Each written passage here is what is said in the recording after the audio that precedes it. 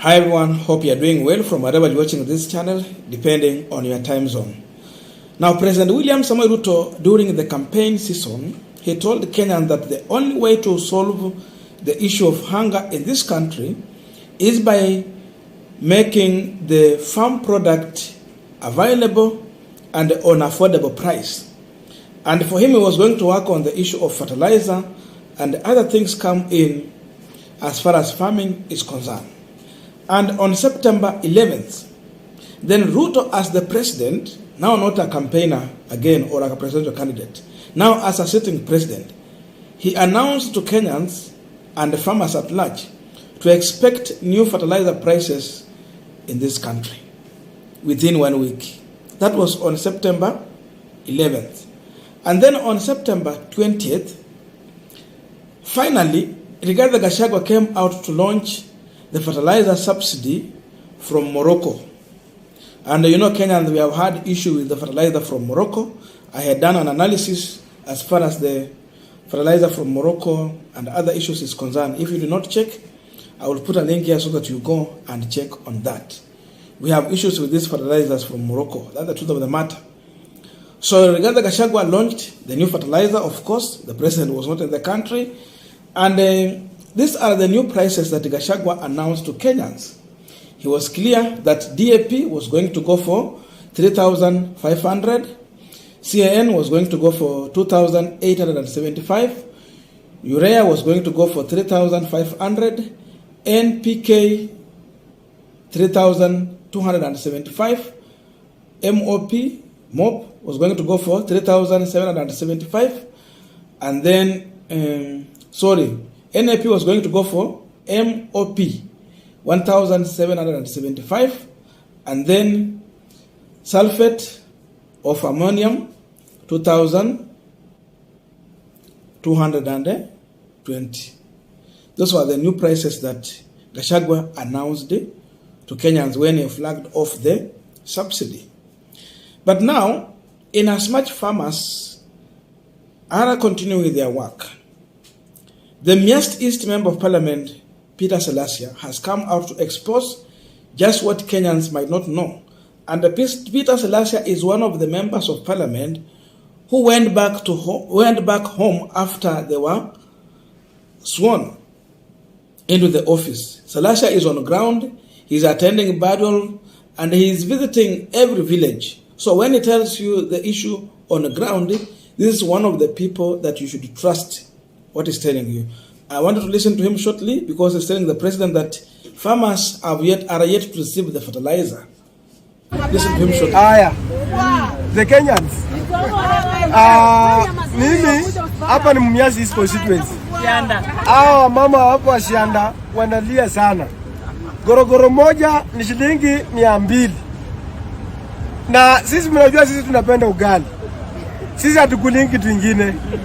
Naomba rais, wewe tunakupenda, tumeshaamua sasa venye koti lisema wewe ndio rais wa kila mtu. Tunakuomba venye umesema mbolea itoke huko, lakini pia umesema mbolea hata kupata hata mbolea ni shida. Hiyo mbolea haijafikia hao mama na sasa hivi wanapanda mahindi. Tunaomba ya kwamba hiyo mbolea huko irudi hapo mashinani. Is it true that President William Samoei Ruto lowered the price of fertilizer in this country? Is it true we have subsidy fertilizer to cushion farmers in this country? That is exactly what we want to confirm, so that Kenyans should know the truth. But before we go deep into that, just a quick request. You might be watching this channel, but you're not yet subscribed. So my humble request, please consider subscribing so that another time, once we release a video like this one, you will always get notified. Again, to all our channel subscribers and anyone who drop comment, I must say thank you so much for your unconditional support.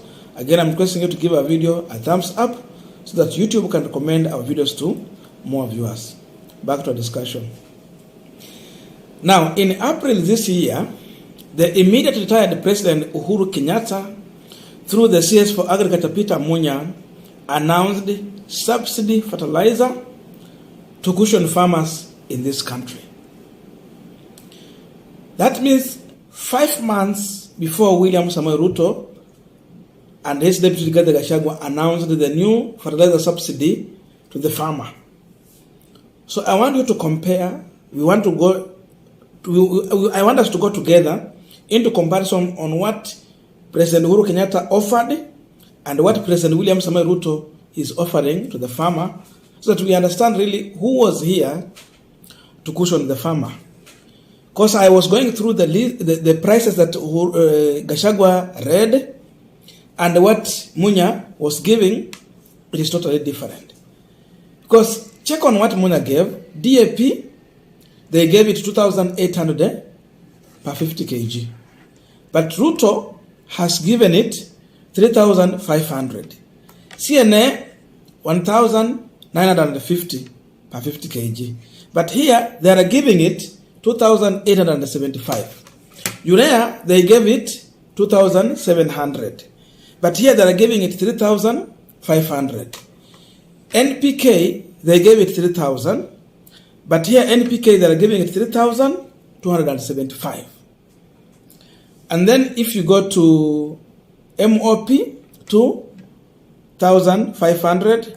MOP here now they are a little bit different. Now they are giving it 1,775. Hapo ndo kuna tofauti.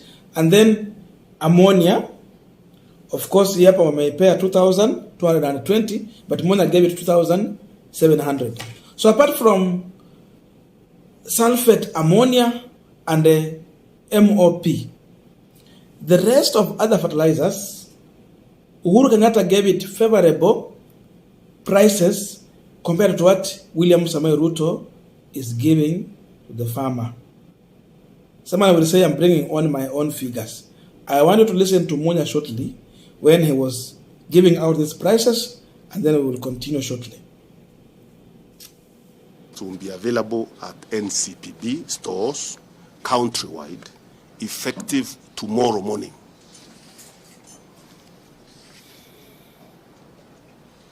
NCPB will sell the fertilizers at agreed subsidized prices to stabilize the prices of critical fertilizers to the Kenyan farmer. And the proposed prices are as follows. Fertilizer type and the price, I'll read the list. For DAP, we will retail at 2,800. CAN, 1,950. Urea, 2,700. NPK, 3,000. MOP, 2,500. And sulfate of ammonia, which is usually called SA, 2,500. Thank you very much. That is the statement, unless you have questions. Now, to start with, if there is someone who wants to kill agriculture in this country, going by what I have compared here, I am convinced, then it is this Kenya Kwanza regime. Kenya Kwanza regime is determined to suffocate the farmer in this country. Remember when they were campaigning, they were telling us, wera ni wera. Kazi ni kazi. Kwa hivyo ukulima ni kazi. And if you're talking about the poor people in this country, it is just the peasant farmers. Those people who are doing farming in small scale. Those people who have small plots, they are doing farming. If they cannot get fertilizer just to plant crops that can just for family use, not even for sale. Those are the people we are talking about. Forget about those farmers who are in farming business. We are just talking about the poor of the poorest. People who have 1 acre of land, half acre, they are doing farming, you just plant and harvest, then keep for the family use. These are the people we are talking about. And if we have someone or any government that is dealing mercilessly with these people, then it is this government. Because, and these people, maybe they will be working on social media, Twitter, Facebook, YouTube, and That is where they will be working. Just playing populist politics with the lives of Kenyans. Because now, Kenyans have been convinced that this Kenya Kwanza regime has lowered the price of fertilizer from Morocco. But then what happened? Seemingly, Uhuru did better 5 months ago compared to what William Samoei Ruto is doing as of now. So what subsidy was he lowering? In fact, for your information, what they did exactly was to increase the price from what farmers had already buying from the market. But now the worst thing is that even the product is now not in the market. So walikuwa nasema you will get these fertilizers at they will be available at all NCPB stores. But those stores are empty. You get little, like maybe you take there like 1 metric ton or half. And then you find that what they need there is times 4 what you have given. So if you give 1 time, it means you are merely given to 1/8 of the people who anticipated to get it. So you drop just little to show that you are there, but not what is enough for that area. Then at the end of the day, it remained to be just political game going on.